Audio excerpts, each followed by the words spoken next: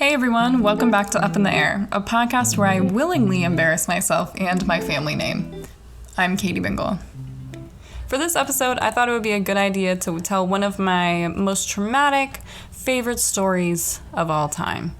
It's definitely not a pleasant experience. In fact, it's the opposite of pleasant. It's pretty damn terrible, if you ask me. It's filled with drama, a McDonald's booth, and a lawsuit. This is the fateful night that I drove through Toledo, Ohio. The year is 2018, a time of unrest, reckless love, and Kylie Jenner was pregnant with her daughter, Stormy. I had a long-distance relationship going at the time. Now, I want to dive into the shallow end on that topic real fast to give you a little backstory, just so everything kind of makes sense, you know? I think that relationship is actually pretty interesting, so if you guys would like to know more of the details, let me know on our Instagram page, which is at UITA Podcast. It's not UTI Podcast, it's again at UITA Podcast. My boyfriend's name was Liam. Liam and I met freshman year of high school.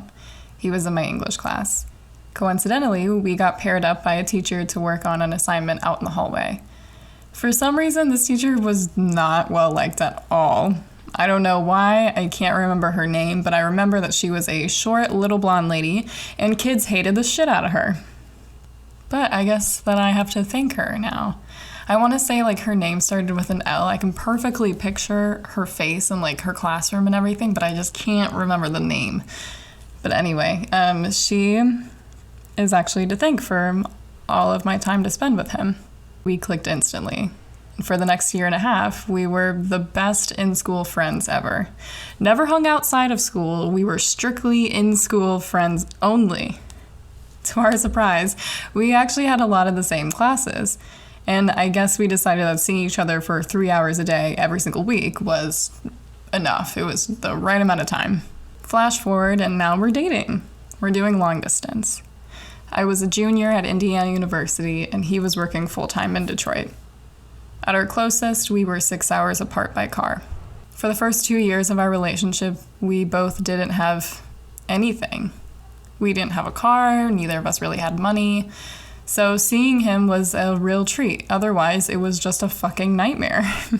Imagine getting a boyfriend your first year of college and you can't go fuck him whenever you want. It's just too cruel, right? To finally get the most independence you've ever had, and your body is raging with hormones and you're so excited to become an adult, whatever the fuck that means, and you still manage to lock down a boy that you can't even see. Yeah, really good thinking there, Katie. I don't know why you fucking did that. But we made it work. We would constantly be texting, FaceTiming, calling, Snapchatting. Yes, I know, I made a big deal about Snapchat being the worst app of all time, but I still had it. Sue me. Luckily, I got a car in 2017. So I was driving up there for a weekend once a month. I knew the drive pretty well. The route was Bloomington to Indianapolis, going by Fort Wayne, then through Toledo, hop on I-10 northbound towards Detroit, and there it's 50 minutes exactly to his apartment downtown.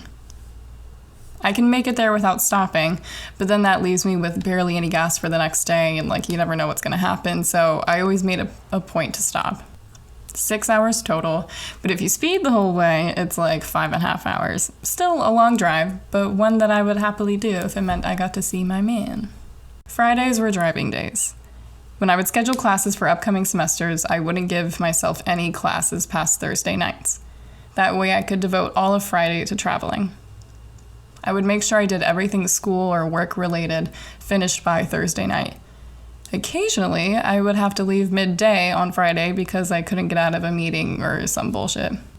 At the time, I didn't like driving highways at night. I used to be a really nervous driver, and this was a known fact. So to avoid the darkness, it was a regular thing for me to wake up at dawn to go drive half of the day. Let's do some math here real fast, and be warned, I am not good at mental math, so if I make an error, don't tell me about it. 6 hours there, starting on Fridays, stay for 48, drive 6 hours back on Sundays. 12 hours of driving to see him for 35 hours. Not exactly ideal, but by then we were used to only seeing each other once every 2 months. So just being able to see each other more often was heaven. And a lot of people ask me, well, why would you do that? That's a lot of time and money and like energy being spent on something that's so short-lived. Like for the weekend stays, I mean. And here was always my answer. We loved each other. We really, really loved each other. When I got the car, though, we decided that I would drive every time instead of him trying to rent a car. And I didn't mind because this was a good opportunity for me to get comfortable driving on the interstate.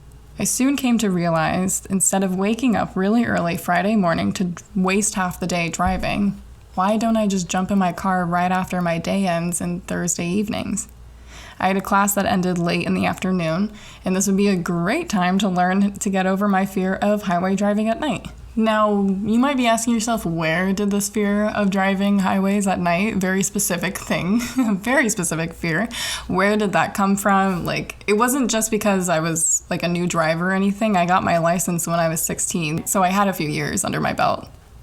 Now, see, my issue was that I had some PTSD from a car crash I was in when I was in the 4th grade. It was a really big deal to me, and the incident instilled a fear that had a gorilla grip on me. I also learned to drive in Detroit, and nobody gives a shit there, so the drivers like to go real fast, and I was not cool with it. But doing this weekend trip once a month really helped me get over that fear and actually replaced it with a need for speed. Hence why I can make the 6-hour drive in 5.5 hours.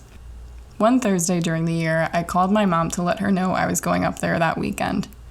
My parents like to be kept in the loop when I cross state lines. I respect it. This time, I guess she was paying attention to the sundial and specifically asked me not to drive after my last Thursday class, which ended at 4 p.m. A 6-hour drive later, I get downtown Detroit around 10 p.m., 11 at the latest, and she really didn't want me to make that journey at night, knowing my slight fear of driving. Little did she know that this particular trip was kind of a do-or-die moment for my relationship. It was Valentine's Day weekend. I love Valentine's Day. It doesn't matter if I'm in a relationship or not, I love celebrating all the loves of my life. This time was no exception. And in fact, it had a lot more pressure on it. What happened was I was actually supposed to go see Liam the previous weekend for his birthday. He was turning 21, a monumental birthday. One that you would definitely want to spend with your significant other of 2 years, right? I was all set to go, and I had planned a bunch of things, but unfortunately, a really big snowstorm hit the Midwest. And even more unfortunately, my little Chevy Cruze is not equipped to handle 10 inches of fresh snow. It's a little Chevy Cruze. I cruise during the summertime, but not in the wintertime. So I couldn't make it. I was really, really bummed out, and I felt so guilty, even though it was no fault of my own. Like, I couldn't do it. There's no way that I could have driven the entire 6 hours in 10 inches of snow. It wasn't going to happen. And if I'm being honest, February 2018 is when our relationship started to decline. So there was a lot riding on this Valentine's Day weekend for us, and I was determined to make it happen, and I was determined to make it a really special one. I wanted to make it extra good, so I planned out this big dinner menu that I was going to cook for him. I got him gifts. I love giving gifts, and I had hand-painted him a denim jacket that he asked me for.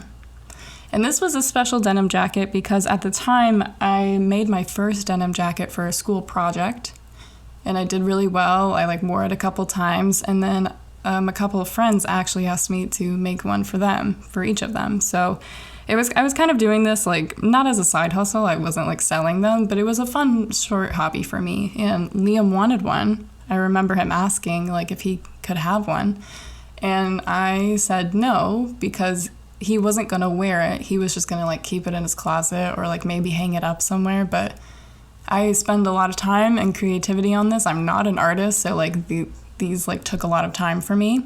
And I told him no because if you're not gonna wear it, I don't want to spend the time or money or energy to do it. And then little did he know that was actually just a setup so I could gift this to him for his birthday. But shit happens. Mother Nature hates me and she fucked me, so I couldn't go. My mom didn't know any of this, so I did what I usually do and I lied, said, okay, I'll go Friday morning.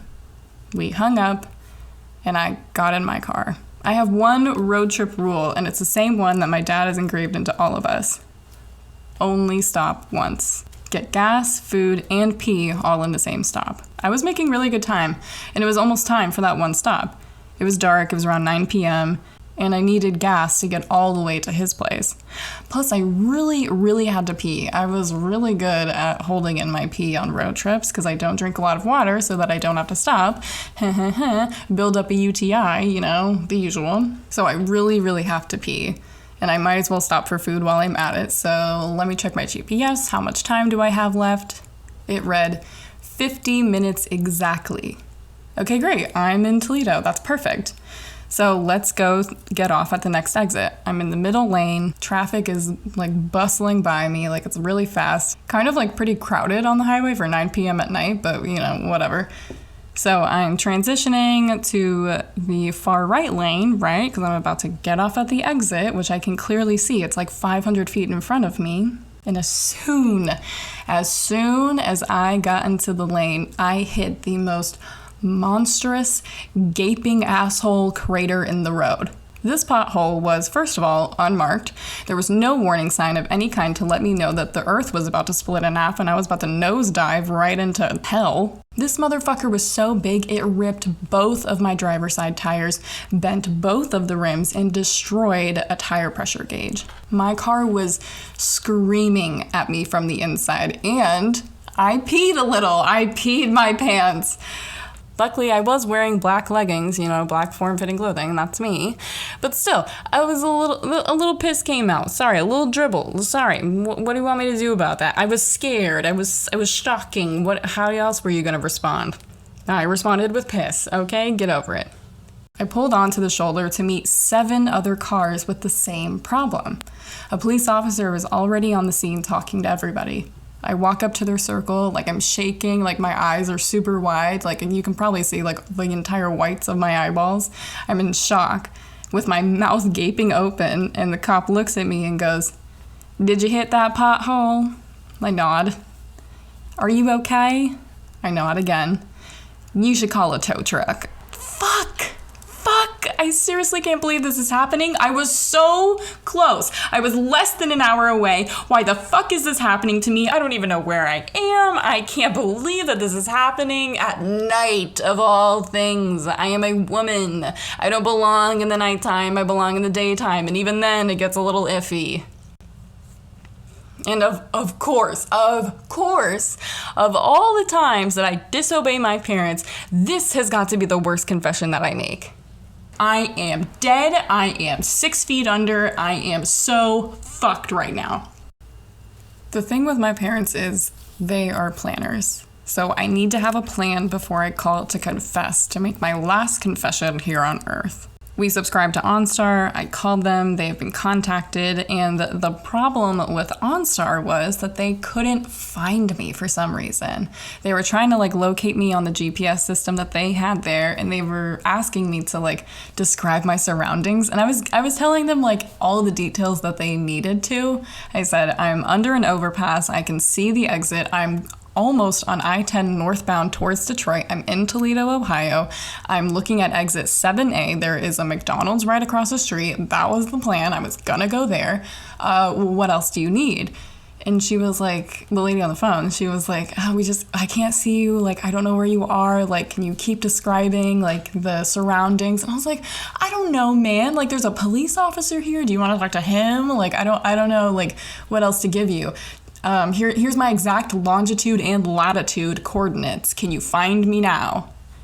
Nope, still can't find you. Can you please describe your surroundings? Oh my God. Okay, well, I'm under an overpass. It's dark. I can see the moon. I think I see Mercury from here. What else? There's garbage next to me on this highway. What else do you need? I'm on exit 7A. Ready to get off, I-10 northbound towards Detroit. Lady, please find me. Where are you? Actually, do you want me to give you my cell phone number so I can share my exact location? iPhones can do that. Can you find me now, bitch? Can you find me now? She finds me. Thank God. She sends a tow truck out there, but she's saying it's gonna take an hour to get to me. Oh my fucking God. And it's late. So now I have to call Liam. And I usually on these road trips, like I call him like maybe once or twice just to like check in and be like, hey, like it says I'm gonna get here at this time, or I'm stopping, so like give me like 30 extra minutes on my ETA, whatever.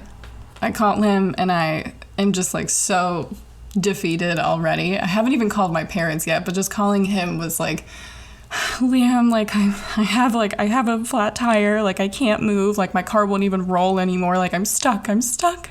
And he's coming to get me immediately. And I'm just exhausted at this point. Like, I'm totally drained of all energy. Plus, I still have to fucking pee. I didn't pee my pants all the way, just a little dribble, just a little tinkle, you know?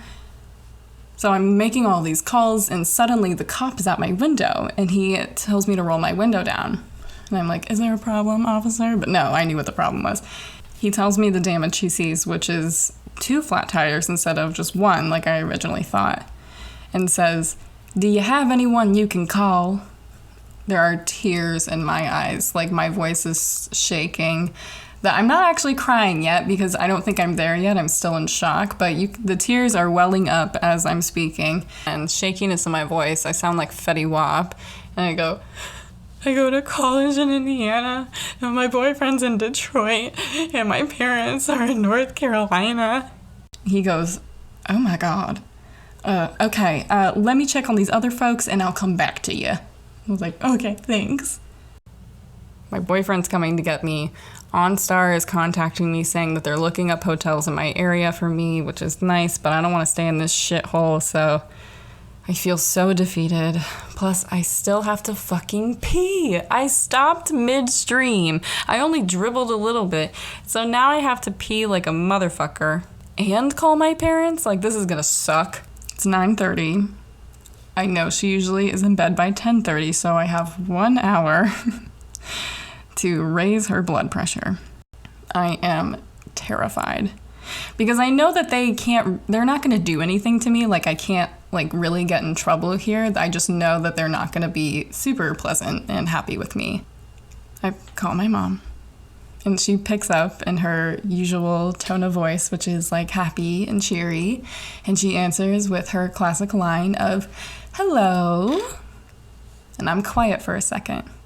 And my mom knows that if I don't respond with like a hello or whatever, I don't answer her right away. If I pause for a second, something's wrong. But there was something wrong. So there is a moment of silence.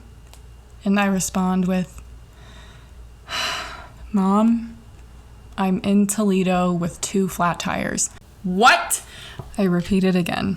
And I tell them everything is being handled, and suddenly my dad picks up, where are you? I'm in Toledo, Dad. I'm okay. OnStar is coming, and Liam is on the way to come get me. And now I've got a 6-person SWAT team trying to get me to a safe location.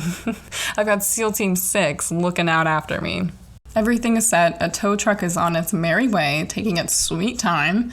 The phone call ceased for just a few minutes, and I still have to pee. You know, I stopped peeing midstream. That shit hurts, right? Like, I'm looking around, and I'm trying to figure out, like, what are my options here? Like, I'm about to piss myself for real. Like, let the floodgates open. The levees have broken. You know, I'm trying to hold it. So I'm looking around and I'm thinking like, oh, I was so fucking close. Like I was so close to the McDonald's. Like, should I just walk off the exit ramp? No, it's like 9:30. I'll get snatched on the street. I'm not trying to do that. But the cop is busy and now there's like 10 other cars that are in the same situation because it's an unmarked giant crater in the road. So he's dealing with stuff and like I can't jump over like the cement median to go piss outside like in the grass because there's too many people outside. So I'm like really, really stuck here and oh look, what's in the back seat? Is it my quart size wide mouth Nalgene water bottle? Looks more like a toilet right now if you ask me. Give me that shit. So I grab it, I empty out the water. I'm sitting in the back, deep breathing to calm myself down. Then someone comes knocking on my window. And it's a random dude with a University of Toledo sweatshirt on. And he tells me to roll down my window, and I don't. I just crack it because I don't know who that is, and I don't, like, I'm alone, you know? Like, I'm a woman, I'm alone. I'm a hot commodity. Like, someone could hurt me, you know? Woman things. So I roll it down just a crack, and he goes, Did you hit that pothole? Yeah, man, I did. Did you talk to the officer? Yeah, he said call a tow truck. Well, is the city gonna pay for this? How the fuck would I know that? Go talk to the cop. And he gives me the shittiest look while he's walking away. But like, dude, seriously, why are you asking me? My car plates have North Carolina registration tags on it. Why would I know anything about the state? Why don't you go ask the man who obviously works for the state of Ohio? Go talk to him. My God, leave me the fuck alone. Being a woman trying to discreetly pee in the bottle inside of your car on the highway in Toledo is, tricky to say the least. Again, I'm wearing leggings, so I have to like wiggle my way out of it, but I'm also not going to turn on my overhead light because then people could see into my car and then they would see everything, and I'm not trying to make an OnlyFans, and I'm not trying to do only that. But I'm trying. I'm rolling with it. So I lay my seat all the way down, get myself situated here, like, okay, trying to roll down my leggings like a little bit because God forbid someone else comes up to the side of my car. 2 people already have already. Who's going to be the third, you know? So, okay, like I'm trying to like situate myself, like, okay, I think I got it, and go. 5 seconds in, I have to stop midstream twice because there's a tow truck driver walking in my direction. What the fuck? I thought it was gonna take longer. Oh my fucking God. So now I'm like stressing and like I'm like my urethra is on fire, right? Like I am just in so much pain and I'm tired. So I have to like quickly wiggle my leggings all the way back up. Like I can't even drip dry. Like that sucks. Now I have like moist piss leggings. That's nasty. And I seal up the water bottle and I just toss it to the driver's side, or sorry, the passenger side floor. Through the glass, he goes, "Kathy? Are you Kathy?" I go, no. Catherine, maybe? That's my government name. Catherine, are you looking for Catherine? He goes, "Good enough for me. I'm your guy." This driver was absolutely the highlight of my night. He was very sympathetic and very kind. Now, it's too late to take me to a dealership to get any kind of help, and we missed that mark by 30 minutes. Fuck me. We settle on a McDonald's, which is right across the street from the dealership, so we are well on our way. I'm really quiet. I'm really tired. I have to call my SWAT Team 6 to make sure everyone is up to date with where I am and who's taking me and whatever. And I'm still trying to hold in the rest of my pee. So I'm just like looking out the window and texting everybody updates. And he's trying to talk to me now. He goes, "Are you in school?" "Huh?" "Oh, yeah. Yeah, I go to Indiana University." "That's cool." "I didn't go to school." "What are you studying?" Cinema studies and production arts.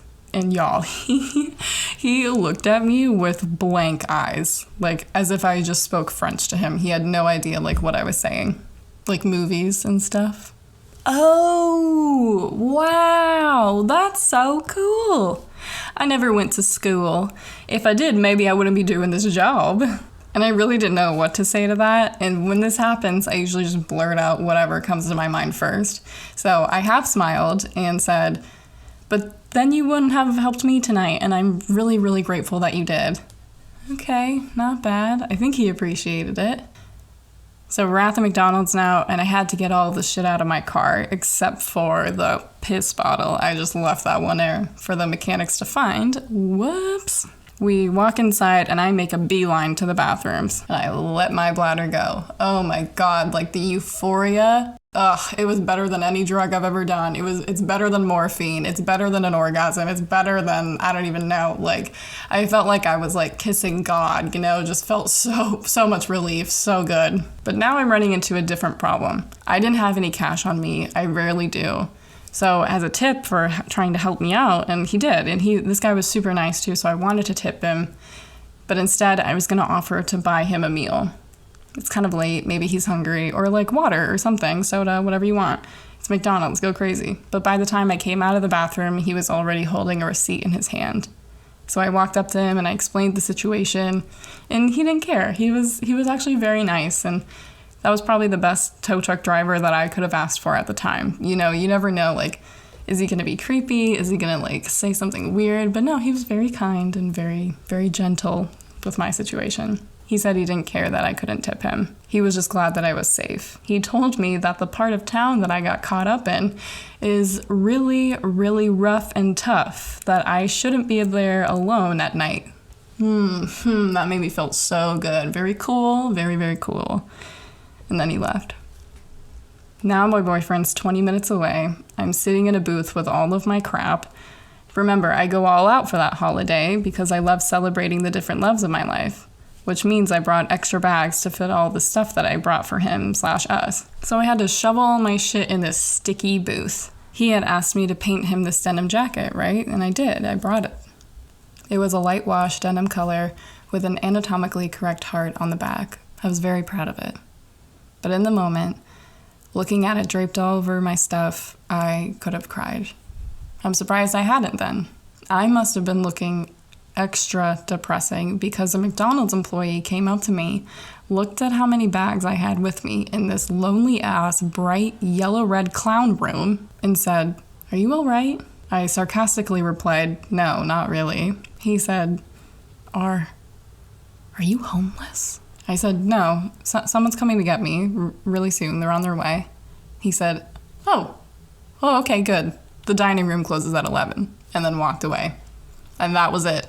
That was all I needed to cry. That was the final straw. That was the final straw that broke the camel's back. I feel like I had just been fucked over by Toledo and Mother Nature all at the same time. I really feel like Ohio really bent me over the couch and just fucked me. I needed to get out of here. Short time later, my boyfriend comes to get me. I'm the only one in this restaurant, if you can classify McDonald's as a restaurant.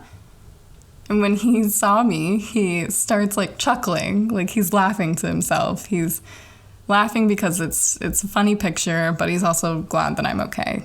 And I can't blame him. I looked pretty pathetic. We call my mom from the car to let her know that we're together. She told him, "Man, if you didn't think we liked you before, we definitely love you now." Then his dad called us for a status update. He asked, "Is she okay?" Liam answered, "Yeah, she's okay." And from the back I go, "No, I'm not. I am most certainly not okay right now." "No, Dad, she's not okay." So we finally make it home. We finally make it to his apartment, and I immediately pass out. I have never been through something like that, and I did it all by myself. I was alone. I was very scared most of the time. The next morning, I get a call from the dealership, really early, and they leave me a couple voicemails saying, "This is important. This is a very urgent message. Please call us back as soon as you can. This is a very important message about your little Chevy Cruze." And I was like, oh my fucking God. My mind is racing. The adrenaline has just not stopped. I barely slept. And now I'm getting this voicemail saying it's urgent about my car. And I'm thinking the worst. I'm thinking someone set it on fire. It's stolen. It didn't even roll, but someone took it, right? I don't know. What else bad could have happened to it? The entire left side of the car is just destroyed.